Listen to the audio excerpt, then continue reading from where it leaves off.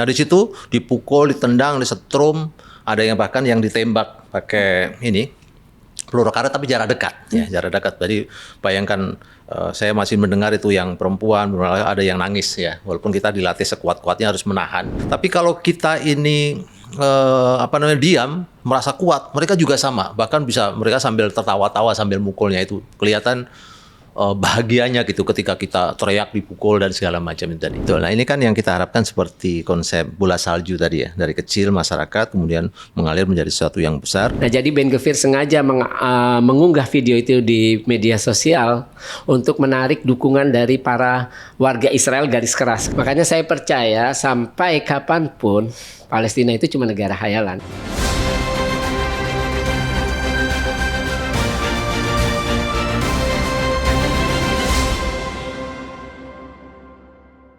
Halo teman-teman semua, kembali lagi berjumpa dalam podcast Si Paling Kontroversi. Saya Zilvia Iskandar, dan kali ini Si Paling Kontroversi akan membahas soal kepulangan 9 WNI kita, para relawan Global Sumut Flotilla 2.0 yang sempat diculik dan ditahan oleh pasukan tentara militer Zionis Israel. Selama dalam penculikan, mereka disiksa, diperlakukan tidak manusiawi, dan mendapat berbagai macam bentuk pelecehan seksual salah satunya. Dan untuk itu, di sini kami sudah mengundang salah satu relawan yang sudah kembali ke tanah air, yaitu Pak Herman Budianto yang merupakan relawan Global Sumut Flotilla 2.0. Pak Ustadz Herman, apa kabar? Alhamdulillah. Kondisi baik. sudah semakin membaik, Pak? Semakin membaik, alhamdulillah. Oke, sudah alhamdulillah. ikut motong kambing sapi tadi. Selamat Lebaran Haji ya. Oke. Kemudian juga ada pakar Timur Tengah, jurnalis yang fokus di isu Timur Tengah. Ada Mas Faisal Assegaf. Mas Faisal, apa kabar? Baik Mbak Zilvia, Iya. sehat. Sehat ya. Kita Sehat, tapping ini hari Kamis. Kemarin kita baru saja merayakan Hari Raya Idul Adha. Jadi sekaligus kami mengucapkan selamat Hari Raya Idul Adha juga buat teman-teman yang menyaksikan podcast ini. Di hari yang baik ini kami juga turut senang karena seluruh WNI sudah berhasil kembali ke tanah air dalam keadaan selamat, bisa lebaran di rumah masing-masing dalam keadaan sehat walafiat. Pak Herman, kondisi sudah semakin baik, alhamdulillah. Alhamdulillah. Tapi yang paling saya ingat dari Pak Herman adalah komunikasi kita terakhir pada saat sebelum Pak Herman itu diambil oleh tentara Israel, IDF ini. Kita sempat sambungan telepon ya, telepon di program Primetime News Metro TV, dan di situ Pak Herman dalam kondisi yang menurut saya cukup tenang ya, suaranya itu tidak terdengar panik. Pak Herman bilang bahwa saya tidak bisa berlama-lama karena ini kapal Israel sudah mendekat. Sudah kelihatan, saya harus mematikan alat komunikasi karena memang SOP-nya seperti itu ya Pak. Betul. Setelah itu apa yang terjadi Pak, singkat ya? Ya, setelah itu kita langsung berkumpul seluruh tim yang ada di kapal tadi di depan. Ya, duduk bareng dengan menggunakan langsung pelampung. Ya, jadi setelah itu langsung mereka mepet ya para penjajah. Mereka tadi. berapa orang tuh Pak? Ada 2 kapal boot ya, dia rata-rata kurang lebih lah, saya hanya mengatakan 6 sampai 8 orang masing-masing kapal itu tadi. Mereka langsung berikan peringatan kepada kami, lompat terus langsung menangkap kami yang ada di sana, diikat, kemudian ya di caci maki, dipukul, dibentak dan seterusnya. Di situ sudah mulai kasar? Sudah kami langsung diikat kan, langsung duduk, disuruh kaki lutut di bawah, kepala menunduk, sambil terus dilakukan kekerasan tadi. Paspor langsung disita Pak? Paspor menyitanya bukan di situ, menyitanya nanti waktu sudah pindah ke kapal militer. Itu sementara masih kami pegang masing-masing. Nah, salah satu video yang paling viral itu kan video yang dipublikasikan oleh Menteri Keamanan Nasional Israel sendiri ya, Itamar Ben Gvir, yang memperlihatkan bagaimana situasi pada saat para relawan diculik itu di dalam itu kapal perang ya, kapal perang yang dijadikan tahanan sementara ya Pak ya. Di situ semuanya dalam posisi berlutut. Pak Herman masih ingat seperti apa waktu itu? Ditempatkan seperti apa ingat kondisinya? Sekali. Jadi di tempat yang kita kan di kontainer tadi ya, di depannya ada sedikit tempat luang, kita diikat, kemudian kepala di bawah itu dalam kondisi basah kuyup itu karena air lautnya kan masuk tuh. Kita memang dibikin basah kuyup sehingga memang kondisi fisik juga sangat harus prima gitu ya. Karena kita tidur di kontainer itu juga dalam kondisi basah kontainernya, dan tempatnya sempit, satu kontainer itu isinya 30 orang. Nah di situ dipukul, ditendang, disetrum, ada yang bahkan yang ditembak pakai peluru karet tapi jarak dekat, ya jarak dekat. Jadi bayangkan saya masih mendengar itu yang perempuan, ada yang nangis ya. Walaupun kita dilatih sekuat-kuatnya harus menahan teriakan-teriakan itu, tapi ada juga yang tidak tahan karena saking beratnya siksaan-siksaan itu. Sebenarnya itu masih permulaan, karena ada siksaan yang lebih berat lagi setelah kita turun dari kapal. Itu lebih dahsyat lagi. Gimana itu Pak? Itu lebih, wah. Bapak sendiri apa yang Bapak Saya alami? merasa, saya sebenarnya bukan sedih karena saya dipukuli ya, bukan ya. Cuma mudah-mudahan ini tidak merusak kebaikan amal soleh yang jadi sia-sia gitu ya. Artinya pukulan dan siksaan saya kan biasa saya pesilat dan juga kungfu gitu, biasa bertarung gitu ya. Jadi merasakan pukulan-pukulannya itu memang lebih dahsyat karena kami tidak boleh melawan sama sekali ya. Pukulan-pukulannya itu bertubi-tubi. Kita kalau teriak sakit, mereka semakin senang. Tapi kalau kita ini diam, merasa kuat, mereka juga sama. Bahkan bisa mereka sambil tertawa-tawa sambil mukulnya itu kelihatan bahagianya gitu ketika kita teriak, dipukul dan segala macam itu tadi. Tapi itu terus kita tahan bagi yang sanggup menahan. Ya, bagi yang kalau tidak, saya dengarkan teriakan-teriakan kesakitan, minta tolong itu luar biasa banyak yang saya baru dengar ada kejadian seperti itu. Karena kan yang kita kumpulkan ada 842 orang, bayangkan itu panjangnya seperti apa. Kita duduk itu dalam kondisi pakaian kita basah juga ya, sekitar 3-4 jam. Kalau kita bergerak sedikit, saya pernah ngalamin, hanya benar-benar sudah benar menurut saya, kepala di bawah itu masih ditendang dua kali. Ya, agak naik sedikit diinjek kepala saya, agak naik sedikit punggung saya diinjek pakai sepatu tadi. Wah, dan itu keras semua Pak? Keras sekali, pukulan udah nggak terhitung. Ya, pukulan, makanya saya di antara teman-teman Indonesia itu yang paling parah sebenarnya saya, paling banyak dipukulnya ya, paling banyak, mungkin gemes mereka ngelihat saya, gitu. Dan itu belum selesai ya, sampai sekitar 4 hari kan kita mengalami kekerasan seperti itu tadi, termasuk kekerasan seksual. Untungnya kalau kami semuanya pasti mengalami, semuanya ditelanjangi 2-3 kali, suruh push up, suruh sit up dalam kondisi squat jam, dalam kondisi telanjang bulat. Ya, tapi tidak sampai disentuh. Tapi yang lain banyak yang disentuh sampai kemudian terjadi yang paling parahnya seperti itu. Wanita-wanita maupun laki-laki banyak yang saya dengarkan teriakan-teriakan itu, saya mengira antara disiksa dengan hal yang seperti itu tadi. Gitu. Pelecehan seksual itu ya? Panjang karena memang dibikin lelah kita. Kalau jalan kan kita nggak boleh berdiri, jadi harus dalam kondisi begini, kemudian badan menunduk, jadi jalannya itu sambil kita kayak orang rukuk sholat gitu. Tidak boleh melihat wajah mereka? Nggak boleh melihat, kalau ngelihat berarti sedikit saja langsung pak gitu. Kalau dikit lagi pukul. Dan mereka juga selalu memakai penutup wajah? Kepala, jadi menutup muka begitu yang dipakai. Jadi kita hanya bisa, walaupun mencuri pandangan, hanya matanya saja. Ya, pandangan mata yang penuh kebencian dengan kita itu tadi. Yang dikata-katai mereka kepada para relawan tuh apa saja Pak? Ya, biasa kita dituduh melanggar sebagai kriminal, melanggar aturan, padahal kita ini masih jauh dari perairan mereka kan. Mereka kan kita masih di perairan internasional. Masih kalau saya ditangkap 117 waktu kita cek data, 117 mil laut dari wilayah sana, masih jauh sebenarnya. Perjalanan masih sekitar 17 jaman kalau untuk sampai ke sana. Kata-kata teroris, kata-kata kita ini pro dengan para teroris, itu ucapan-ucapan yang terus kamu akan dipenjara selamanya, kamu akan disiksa, bla bla, itu terus diucapkan. Tapi ada juga kata-kata yang aneh menurut saya, menunjukkan kata-kata apakah kamu gay, are you gay, dan segala macam, kiss me dan segala macam, itu dikeluarkan juga dari tentara-tentara itu. Yang Nggak memang tahu apa maksudnya itu? Gayanya mungkin di antara mereka juga ada pelaku-pelaku itu tadi ya, sehingga mereka memancing siapa yang ada peluang-peluang seperti, karena yang mengalami kekerasan seksual kan laki-laki dan perempuan yang di sana. Termasuk laki-laki? Termasuk laki-laki, bahkan sampai laki-laki ada yang benar-benar terjadi hal yang paling parahnya seperti itu. Dan itu nggak cuma satu, ada sekitar 50-an yang mengalami kekerasan seksual. Pada saat kekerasan itu dilakukan Pak, apakah satu persatu masing-masing relawan dipanggil bergiliran atau rame-rame sekaligus dilakukan? Kalau saya ingat ada sekitar 5 orang dipanggil di dalam satu ruangan tadi, kemudian disuruh melepas semuanya di tempat yang lain. Waktu itu di imigrasi, yang tempat lain yang di penjara juga sama, sekitar 3 orang. Jadi tidak selalu sendiri, gitu. Tapi petugasnya banyak. Gitu. Oke.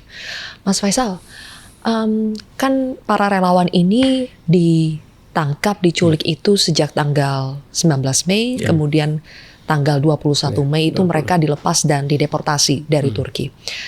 Kalau bagi kami yang awam ini melihatnya relatif singkat, dari mulai ditangkap kemudian dilepaskan. Apa yang sebetulnya terjadi dalam beberapa hari ini? Siapa sebetulnya pihak-pihak yang paling berperan sehingga akhirnya para relawan ini bisa dilepaskan relatif dalam waktu singkat? Yang berperan ya tentu saja Turki ya. Karena pertama Turki yang punya kepentingan untuk melepas para relawan ini. Pertama mereka jalannya dari Turki. Terus penyelenggara Global Sumut Flotilla, penyelenggara pusatnya itu kan IHH, lembaga kemanusiaan terbesar di Turki. Kemudian yang ketiga, Turki ini kan punya hubungan diplomatik dengan Israel. Jadi komunikasi resmi secara terbuka bisa dilakukan antara dua negara. Jadi memang Turki yang paling berperan. Karena mereka bertanggung jawab terhadap para relawan itu sendiri. Saya kira Turki juga tidak mau ada kejadian misalkan seperti kayak kapal Mavi Marmara di Mei 2010. Untungnya tidak terjadi seperti itu. Walaupun mereka sempat disiksa di tahanan, tapi tidak sampai ada orang yang meninggal.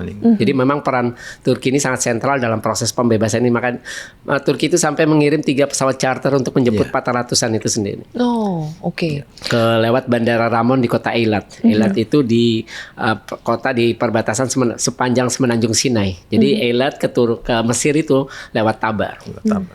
Kabarnya video yang diposting oleh Itamar Ben-Gvir itu juga menuai berbagai macam kecaman dan akhirnya itu juga menjadi salah satu faktor kenapa akhirnya cepat dilepaskan.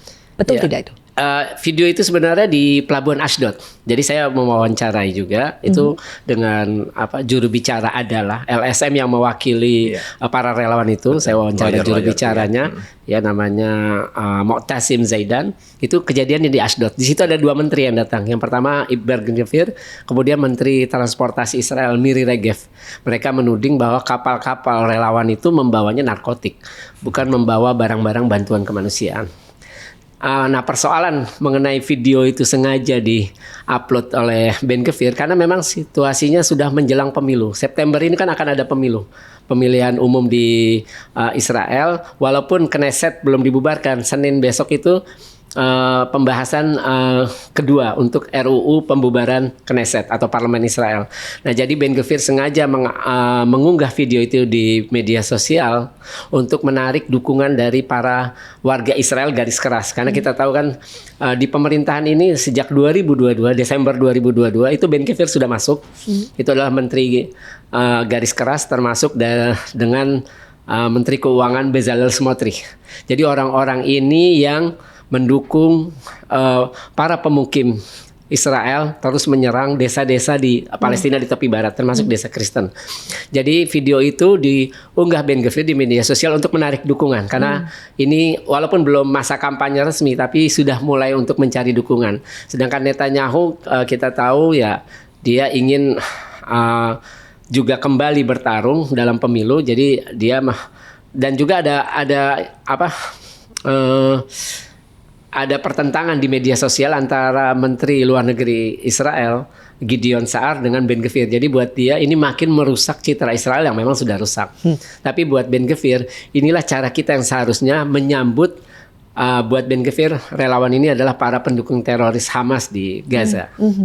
Itu untuk keuntungan di internal politiknya mereka, politik, politik internal Ben-Gvir. Tapi di luar kan itu jadi banyak sekali kecaman-kecaman kepada Israel. Apakah ini turut mendukung supaya para relawan itu bisa cepat dilepaskan? Ya memang turut menjadi tekanan.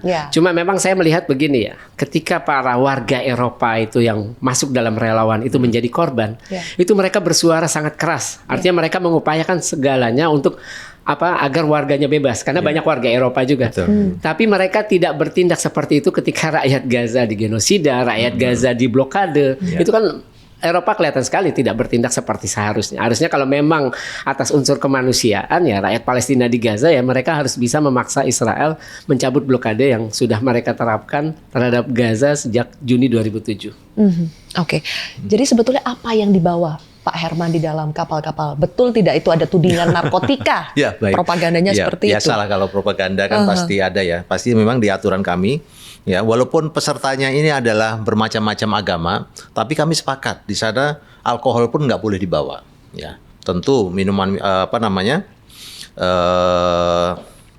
tadi narkoba segala macam itu sudah menjadi larangan keras bagi kami. Jadi saling menghormatinya secara kemanusiaan tadi, walaupun mereka biasa di luar adalah minum alkohol, tapi di situ nggak ada. Maka bagaimana mungkin kita bisa membawa narkoba dan lain-lain. Jadi yang kita bawa kita siapkan dari pelabuhan Turki, itu kita termasuk yang ikut mengangkat barang, banyak bantuan-bantuan yang kita bawa seperti makanan-makanan kaleng, itu kita banyak bawa. Kemudian minuman kaleng juga banyak. Kemudian termasuk buah-buahan, sayur-sayur itu kita bawa. Karena kita pikir masih cukup karena kita masukkan dalam pendingin.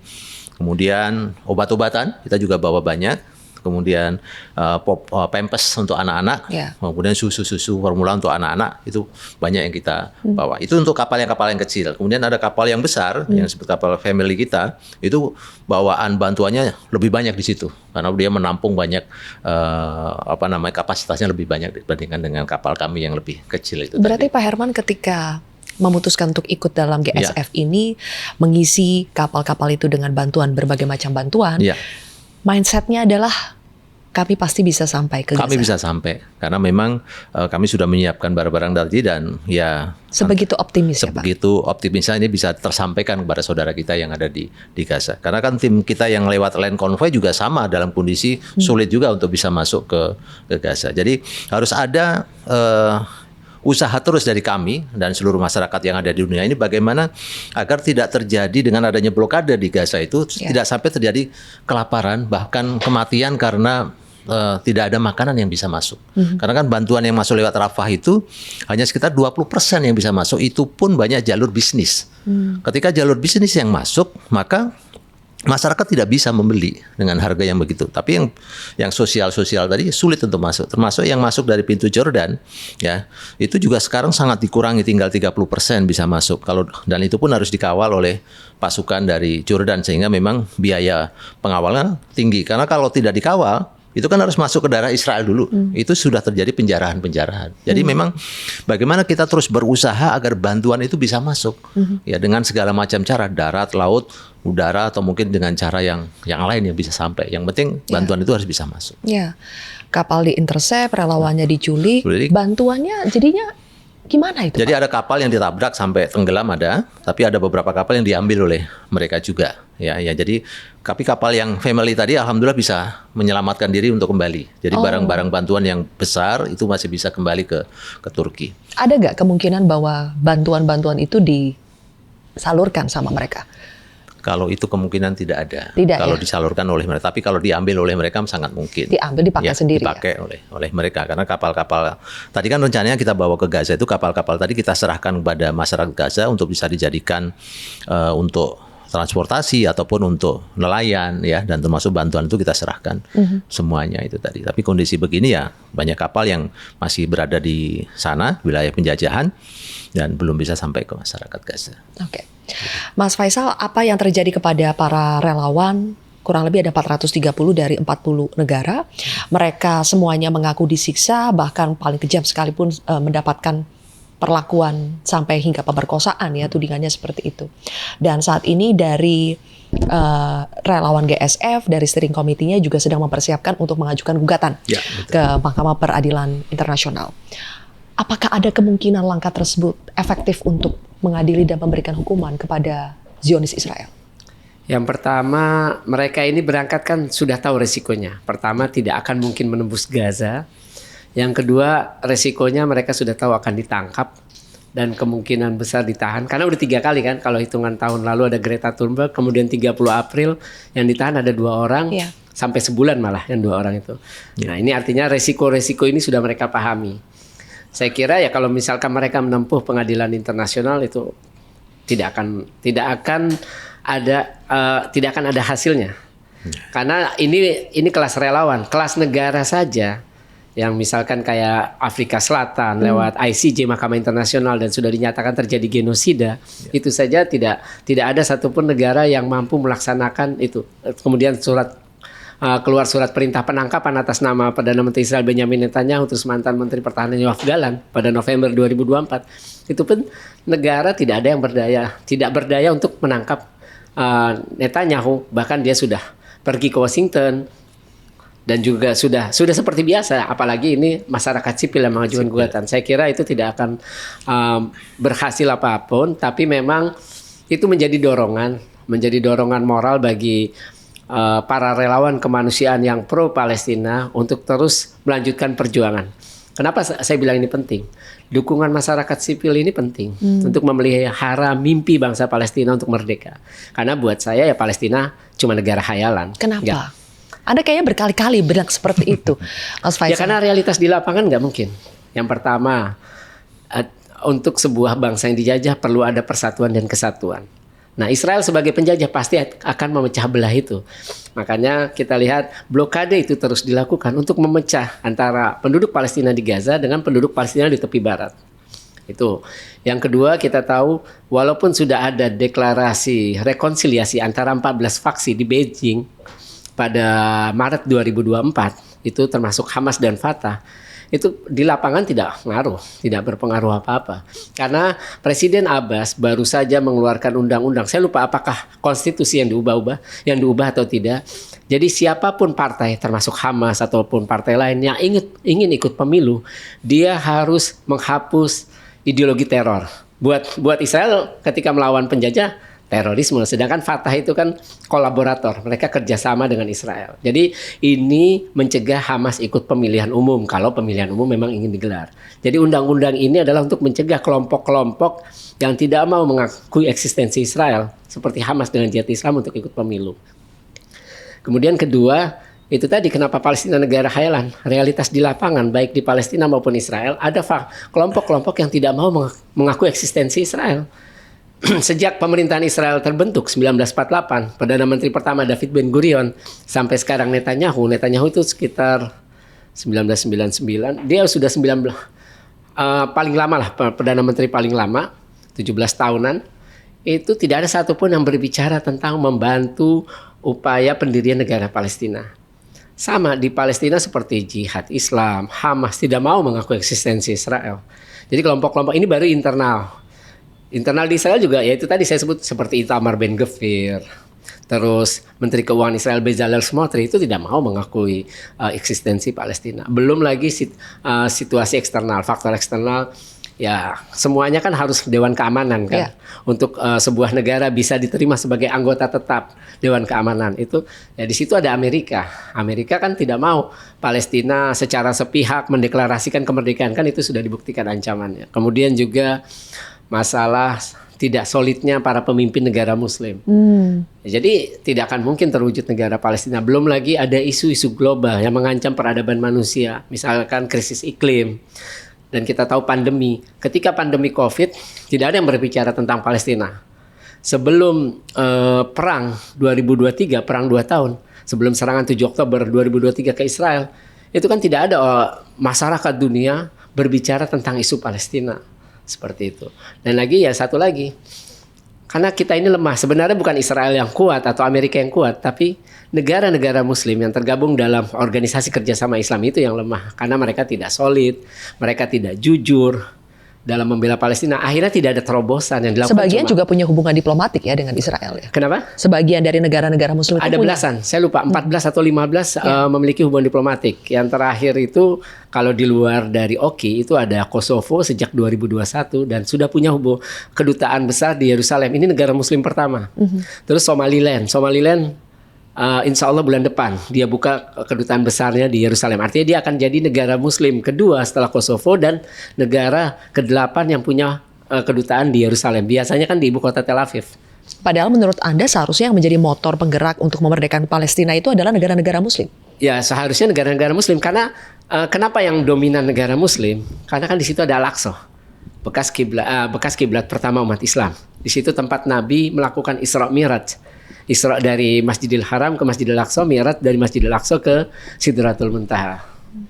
Jadi ya itu tadi, makanya saya percaya sampai kapanpun Palestina itu cuma negara khayalan. Karena ya itu tadi, semakin tua dunia ada isu-isu yang mengancam peradaban global, krisis iklim dan pandemi salah satunya. Belum lagi perlombaan senjata pemusnah massal. Pak Herman, ada pandangan seperti Mas Faisal yang ragu negara Palestina yang merdeka itu bisa terwujud dengan berbagai macam kompleksitas baik di internal negaranya sendiri maupun di faktor eksternal. Kalau pandangan Pak Herman mendengarkan itu bagaimana? Ya, ini kan informasi yang bagus juga dari Pak Faisal kan tentang kondisi-kondisi. Memang realitanya kan seperti itu ya. Walaupun memang banyak juga yang masih terus bersemangat berusaha untuk mewujudkan Palestina yang merdeka tadi. Maka gerakan-gerakannya ini kan sekarang mengarah pada gerakan internasional ya. Dengan setelah 2023 tadi kan gelombangnya ini agak berbeda dengan di Eropa, di Amerika. Maka peserta Global Summit Flotilla kemarin justru banyak dari negara-negara Eropa. Bahkan Amerika sendiri banyak. Kalau negara-negara Arab sedikit malah yang ikut bergabung dalam GSF kemarin. Masih sedikit, hanya Arab Saudi jelas nggak ada. Tetangga kita Brunei saja nggak ada. Malaysia banyak, kemudian ada beberapa yang dari Oman dan segala macam. Tapi yang paling dominan justru dari Eropa. Maka ini ada gelombang baru dukungan-dukungan kemerdekaan Palestina itu karena masalah kemanusiaan. Ya, bukan masalah agama. Nah, kalau kemanusiaan mereka tersentuh sehingga lintas, bahkan di salah satu kapal saya itu ada Yahudi Amerika juga yang ikut ke sana. Kita ngobrol mengapa ikut mendukung. Saya tanya orang Italia yang dia ateis, kenapa Anda ini sampai berani mengorbankan harta? Dia kan mengeluarkan dana sendiri itu.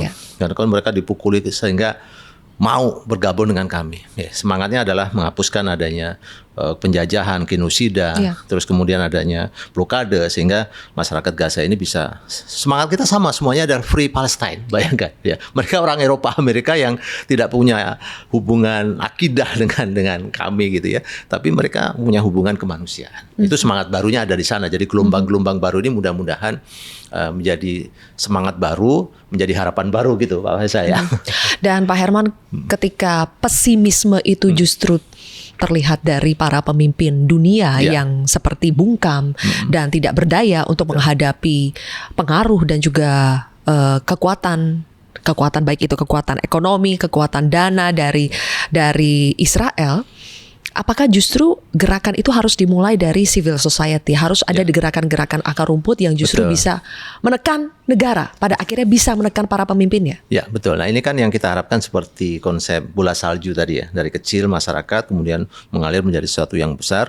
Kita lihat nih pengorbanan rakyat yang ada di Eropa, Amerika, Jepang dan segala macam yang kadang-kadang hanya demo 1 orang, 2 orang. Mereka rela walaupun berhari-hari berjam-jam untuk demo mendukung Palestina.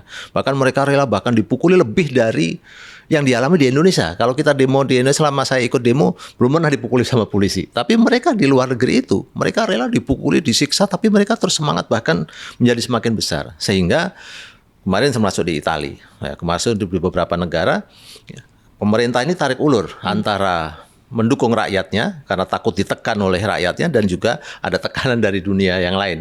Tapi akhirnya justru melahirkan kebijakan-kebijakan yang cukup positif, perubahan-perubahan misalnya Spanyol, Perancis. Responnya kan menjadi positif dengan para tim yang ada dalam GSF dan menekan karena terbukti adanya kekerasan-kekerasan yang ada di waktu kita di intercept, diculik yang ada di Israel itu. Oke. Mas Faisal, tadi Anda sudah menyebutkan ya bahwa sebetulnya sudah ada keputusan dari Mahkamah Internasional ICJ sudah menyatakan bahwa pendudukan Israel di wilayah pendudukan Palestina atau OPT itu adalah ilegal. Kemudian juga Mahkamah Pidana Internasional atau ICC di Den Haag sudah mengeluarkan perintah resmi untuk menangkap PM Israel Benjamin Netanyahu sejak 21 November 2024. Tapi kenapa sampai detik ini rezim penjajah Israel ini masih tetap bisa melakukan genosida di Palestina, bahkan juga agresi ke Lebanon dan juga Iran? Kenapa? Apakah hanya karena faktor ada Amerika selalu di belakangnya, atau karena negara-negara ini memang punya kepentingan ekonomi juga dengan Israel? Ya memang benar ya, karena kita tahu panggung internasional yang representasinya Perserikatan Bangsa-Bangsa itu kan lembaga di antara semua lembaga di bawah PBB yang paling berpengaruh dan bisa menerapkan sanksi baik ekonomi, politik maupun militer itu kan adalah Dewan Keamanan. Nah, Dewan Keamanan ini kalau menurut saya dibentuk itu hanya untuk kepentingan negara besar. Contohnya Amerika mau berbuat apapun, kejahatan perang, kejahatan kemanusiaan, menginvasi negara lain di Afghanistan, di Irak, menculik presiden Venezuela, itu tidak akan mungkin kena sanksi dari Dewan Keamanan. Ataupun negara sekutu dari pemegang hak veto di Dewan Keamanan. Kan ada 5, Amerika, Perancis, Inggris, Rusia, dengan Cina. Seperti misalkan Cina, kan itu kan laporan BBC menyebut terjadi penyiksaan, camp tanda kutip pemaksaan ideologi terhadap orang-orang kaum Muslim Xinjiang. Itu Cina nggak mungkin dapat ini. Ataupun negara sekutu, Israel kan negara sekutunya Amerika. Apapun dilakukan oleh Israel pasti tidak akan kena sanksi karena pasti akan diveto. Sama misalkan Arab Saudi. Arab Saudi ketika menggempur Yaman, itu PBB pernah menyebut lebih dari 100.000 warga Yaman sejak Maret 2015 setelah bin Salman menjadi Menteri Pertahanan 2015 itu Maret. Itu Arab Saudi menggempur milisi Al-Husyun karena dia memberontak menggulingkan pemerintahan yang sah, yaitu Presiden Abdurrahman Mansur Hadi, lari ke Riyadh. Itu tidak mungkin kena sanksi dari Dewan Keamanan karena dia adalah sekutunya Arab Saudi. Sama seperti Turki ketika menginvasi wilayah utara Irak dengan Suriah pada Oktober 2019. Itu tidak akan mungkin karena dia anggota NATO dan juga sekutu dari Amerika. Jadi tidak mungkin siapapun negara pemegang hak veto atau negara sekutunya dari pemegang hak veto itu akan bebas melakukan kejahatan, pelanggaran hukum internasional ya karena didukung oleh para pemegang hak veto, tidak akan kena sanksi apapun. Karena yang berhak dalam konteks dunia yang berhak memberikan sanksi tadi adalah cuma Dewan Keamanan. Disitulah makanya Israel dengan bebas melakukan apapun. Dan terakhir kabar terbaru, Masjid Istiqlal di Khan Yunis hasil sumbangan masyarakat Indonesia baru diledakkan oleh tentara Israel. Dan dunia tidak bisa berbuat apa-apa. Tidak bisa. Tapi kalau kita lihat Mas Faisal, tatanan dunia kan sekarang semakin berubah ya. Bahkan dunia itu semakin bergerak menuju ke arah multipolar, yang sebelumnya unipolar hanya berfokus kepada Barat dan terutama Amerika Serikat, dominansi Amerika Serikat. Tapi sekarang mulai berubah terutama ketika kita melihat ada negara yang dulunya seperti dikucilkan karena embargo 40-an tahun yaitu Iran, bisa memberikan perlawanan yang luar biasa kepada agresi dan juga Zionis Israel. Apakah Anda melihat ini ada pengaruhnya ketika mulai ada 1-2 negara yang seperti berani menghadapi mereka? Sebenarnya Iran ini kan menjadi contoh bagus ya terhadap intervensi asing terhadap sebuah negara merdeka dan berdaulat. Sebenarnya Iran tuh bisa jadi contoh yang bagus. Kalau kita mau merdeka dan berdaulat, kita sebenarnya bisa. Makanya Iran salah satu usulannya kan usir Amerika dari wilayah Timur Tengah, terutama kawasan Teluk Persia. Jadi harus diusir. Kita bikin kerjasama keamanan dan kesejahteraan regional. Tidak perlu intervensi asing untuk masuk ke situ. Karena kan yang penguasa sumber daya adalah mereka sendiri. Nah itu sebenarnya ingin diajarkan oleh Iran. Cuma persoalannya kan kita lihat begini. Ketika perang Gaza itu ada KTT gabungan Liga Arab dengan OKI di Riyadh Desember 2024. Itu Iran salah satu usulannya dan tidak diterima adalah semua memutus hubungan diplomatik. Negara Muslim yang udah punya hubungan diplomatik putuskan hubungan diplomatik dengan Israel. Artinya di situ ada Turki, ada Mesir, ada Yordania, ada Uni Emirat Arab, Bahrain, Maroko, terus ada Kazakhstan, Turkmenistan, Azerbaijan, Albania. Tapi tidak diterima usulan itu. Terus yang kedua adalah mempersenjatai para pejuang Palestina. Karena ini yang dilakukan oleh Iran. Iran melatih, mempersenjatai Hamas, Jihad Islam. Makanya kita lihat selama Oktober 2023, delegasi dari Hamas maupun Jihad Islam itu biasanya dipimpin oleh Ismail Haniyeh waktu itu sebelum meninggal. Dan kalau Jihad Islam dari Sekretaris Jenderalnya Ziad Nakhalah, dia tinggalnya di Beirut. Itu mereka 3 kali kalau tidak salah datang ke Teheran menemui Ayatollah Ali Khamenei. Artinya memberikan update perkembangan di lapangan dan juga berkoordinasi. Karena memang Iran yang selama ini membantu mereka mendanai, mempersenjatai. Jadi kalau kita lihat dari semua negara Muslim, kalau OKI itu 57 anggotanya, ya cuma Iran yang real. Ketika yang lain berbicara di konferensi, di atas kertas, secara teori, kecaman, Iran menjadikan para rakyat Palestina diwakili oleh para pejuang yang tergabung dalam Hamas Jihad Islam, mereka menjadi punya harga diri, punya martabat. Walaupun mereka tahu tidak sebanding, tapi mereka bisa melawan. Artinya kan penjajahan ini penindasan. Kalau ditindas itu kan hina kalau kita tidak bisa melawan. Nah Iran yang real memberikan itu. Sedangkan negara lain cuma datang dengan tanda kutip proyek rekonstruksi kemanusiaan. Ketika mayat-mayat ribuan mayat sudah bergelimpangan. Dan ini perang sudah 5 kali. Iya, kenapa hanya Iran, Mas Faisal? Masa Ya, tidak ada lagi selain Iran? Karena Iran pertama rezim yang berkuasa setelah 1979 itu kan anti Zionis. Kalau semua negara Muslim pro Palestina, cuma Iran yang anti Zionis. Makanya kita lihat kayak negara Arab Saudi itu kan terakhir Jerusalem Post itu nulis laporan eksklusif, wawancara pendeta evangelis, ketua pendeta evangelis se-Amerika. Saya lupa namanya, Michael Evans kalau itu. Dia bilang dalam pertemuannya dengan Bin Salman di Saudi, saya lupa Bin Salman ke Amerika atau dia ke Saudi. Bin Salman bilang, saya ini pengen punya hubungan diplomatik dengan Israel, tapi ganjalannya ayah saya, kata dia. Ini kata dia ya, mengutip Michael Evans. Terus kita lihat makanya seperti kayak di Indonesia lah. Indonesia itu kan banyak orang-orang, tokoh-tokoh yang menerima undangan dari pemerintah Israel. Terakhir kan 5 cendekiawan Muslim. Saya pernah menghadiri perayaan berdirinya Israel di Kedutaan Besar Israel di Singapura. Itu banyak orang Indonesia hadir di sana. Jadi undangan tahunan. Karena saya membocorkan itu 2012. Akhirnya saya nggak diundang lagi karena saya membocorkan hal itu seperti itu. Jadi memang ketika yang tidak bermusuhan dengan Zionis, jadi mereka menganggap ya menerima undangan itu bukan masalah. Karena ya kita tidak bermusuhan dengan Israel. Kita pro Palestina tapi kita tidak menyatakan bermusuhan dengan Zionis. Jadi tidak semua yang pro Palestina itu anti Zionis ya? Ya kalau Iran pro Palestina sekaligus anti Zionis. Makanya mereka benar-benar bermusuhan dan membuktikan itu bukan sekedar jargon, jargon politik retorika, tapi mereka mendanai, mempersenjatai. Karena saya pernah berbicara dengan sekretarisnya Ismail Haniya, Ahmad Yusuf. Itu dia mengakui. Saya pernah wawancara Khalid Mishal juga sama. Musa Abu Marzuk juga sama. Jadi memang Iran itu yang diakui. Makanya kita tahu ketika perang 2021, Yahya Sinwar bilang, kalau tidak ada Iran, kami ini habis. Negara-negara saudara-saudara kami sesama bangsa Arab meninggalkan kami.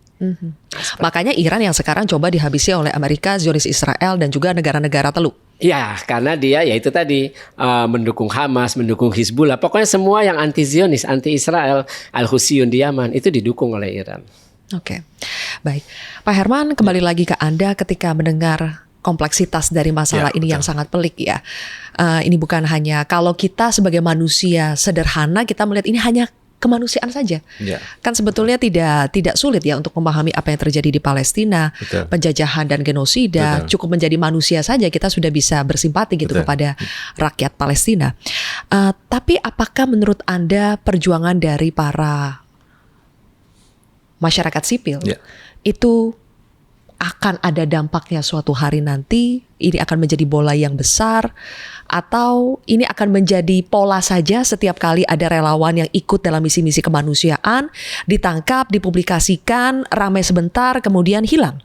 Ya, memang kalau strategi jangka panjang kita tidak hanya sekedar gerakan masyarakat, tidak hanya gerakan volunteer, tapi kemudian gerakan-gerakan ini akan merubah kebijakan-kebijakan dari pemerintah. Ya, walaupun ini tentu sangat berat seperti yang diceritakan sama Pak Faisal bagaimana kompleksitas masalah itu tadi. Tapi usaha ini harus tetap ada. Dengan cara apa yang bisa kita lakukan? Ya, maka kita dari gerakan masyarakat sipil tadi, volunteer-volunteer tadi dengan lintas agama, lintas negara dan seterusnya, berharap bahwa ini akan merubah kebijakan dari masing-masing negara, ya. Kemudian negara ini kemudian menjadikan merubah kebijakannya hubungannya dengan Israel itu tadi, sampai kemudian bisa memutus hubungan, bahkan kemudian bersama-sama bisa melakukan tindakan-tindakan yang lebih realistis kepada penjajah tadi, dengan tentunya sampai targetnya adalah kebebasan kemerdekaan dari Palestina itu tadi. Kalau Pak Herman sudah pernah sampai ke Gaza? Pernah tahun 2010 ya, sekitar seminggu lebih lah ya kita berada di sana, walaupun awalnya sulit ya. Kondisinya memang kerusakannya waktu itu sekitar 50%, kalau tahun sebelumnya, setelahnya kan pasti tambah parah ya. Waktu itu saya di sana masih bisa kita berada di pantai, masyarakat masih bisa menguasai pantai ya, sehingga kondisi sekarang ini berbeda. Makanya kita punya keyakinan seperti tahun 2008 masih bisa masuk ke Gaza itu karena kita yakin bahwa pantainya masih bisa dikuasai oleh masyarakat Palestina. Tapi kalau sekarang ini kan sudah diblokade dari jauh-jauh, bahkan di luar dari wilayah Palestina itu sendiri oleh penjajah Israel. Nah itulah semangat-semangat yang terus kita perjuangkan, dan strateginya tentu kita akan terus kaji. Strategi itu kan melihat perkembangan dari hasil yang kita lakukan, kemudian dievaluasi dan kemudian munculkan strategi baru untuk gerakan-gerakan kita. Pak Herman sempat terbesit tidak pada saat mengalami penyiksaan bahwa saya mungkin tidak selamat? Ya, dari awal kita berangkat kemungkinan itu selalu ada. Jadi kita pun juga sudah memberikan wasiat kepada keluarga kalau tidak pulang kondisinya seperti ini. Karena memang diinfokan kemungkinan kita akan ditangkap, walaupun dia akan disiksa, walaupun kenyataannya memang kita merasa ternyata penyiksaannya lebih dari yang kita prediksi gitu ya, karena memang ternyata lebih dahsyat dari perkiraan kita gitu ya, sampai mengalami luka-luka yang banyak ya, patah tulang segala macam, itu lebih dari 50 kasus patah tulang dan yang lain-lain tadi. Ya, tapi kemungkinan itu selalu ada, tapi yang kita kuatkan adalah agar apa yang kami lakukan ini tidak sia-sia. Tidak sia-sia artinya pertama tetap mudah-mudahan menjadi amal soleh yang menjadi catatan kebaikan mendatangkan ridho Allah. Yang kedua, ini menjadi sebuah kekuatan yang kemudian semakin besar mempengaruhi banyak masyarakat dimanapun berada untuk selalu mendukung gerakan-gerakan pembebasan Palestina, kemudian menjadi kebijakan di negara-negara dan akhirnya bersama-sama seluruh negara tadi yang kekuatannya mungkin bahkan juga bukan dari Arab, tapi justru dari Eropa, dari Amerika, dari negara-negara yang dulunya mereka tidak mengenal dekat dengan Palestina itu sendiri. Jadi tidak kapok ya Pak? Tidak kapok. Untuk ikut misi kemanusiaan seperti ini. Ada yang lebih 70 tahun mereka tetap semangat. Saya lebih muda 53 tentu harusnya lebih semangat. Gitu ya. Baik kalau begitu. Mas Herman dan juga Mas Faisal, terima kasih atas. Saya ada mau nambahin. Apa tuh? Apa Mas Faisal terakhir? Sebenarnya kelemahan kita itu kalau kita mau contoh Amerika, mereka bela Israel tuh punya dasar hukumnya, ada undang-undangnya. Hukum positifnya ada ya? Iya, hukum positifnya itu Jerusalem Embassy Act, ditandatangani pada 1995 oleh Presiden Bill Clinton dari Partai Demokrat yang mewajibkan siapapun presiden Amerika saat itu memindahkan kedutaan besar Amerika dari ibu kota Tel Aviv ke Yerusalem. Tapi mulai dari 1995 baru Trump yang berani mengakui pada 6 Desember 2017 mengakui Yerusalem Barat maupun Timur ibu kota Israel dan kemudian 14 Mei 2018-nya memindahkan kedutaan ke Yerusalem. Nah kita ini kelemahannya nggak ada undang-undangnya. Makanya ketika ada gerakan boykot BDS itu kan sporadis. Terus kalau ada undang-undang apakah boleh entitas individu, politik atau bisnis menerima undangan dari pemerintah Israel? Kalau ada undang-undang kan jelas. Ya tidak boleh kalau ada undang-undangnya. Nah iya itu kayak semacam itu kan apakah boleh kita mengambil sikap yang tidak sesuai dengan kepentingan Palestina? Itu kan kalau ada undang-undang itu sangat jelas diatur. Nah itulah perbedaan kita dalam membela Palestina. Jadi Palestina itu seolah-olah kita ya seperti masing-masing lah. Walaupun secara narasi itu sama, tapi pada prakteknya karena nggak ada haluan yang tidak ada undang-undang itu akhirnya ya seperti jalan masing-masing antara masyarakat sipil dengan pemerintah. Seperti itu. Oke, baik. Mas Faisal dan juga Pak Herman, terima kasih atas pandangannya yang luar biasa. Terima kasih juga masing-masing sudah berjuang dengan caranya ya untuk bisa membantu rakyat Palestina dalam kemerdekaannya. Sekali lagi teman-teman, sepertinya kami harus mengulangi ya bahwa sebetulnya kita hanya perlu menjadi manusia saja sebetulnya untuk memahami bahwa genosida yang terjadi oleh rakyat Palestina saat ini adalah kejahatan yang luar biasa.